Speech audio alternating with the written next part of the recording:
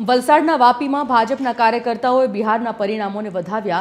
નાણામંત્રી કનુ દેસાઈની હાજરીમાં ભાજપે વિજય ઉત્સવ ઉજવ્યો। ભાજપના કાર્યકર્તાઓએ ફટાકડા ફોડીને ઉજવણી કરી હતી। નાણામંત્રીએ બિહારના મતદારોનો આભાર માનીને પ્રચંડ જીત બદલ અભિનંદન પાઠવ્યા છે। ખાસ કરીને 2024ની લોકસભાની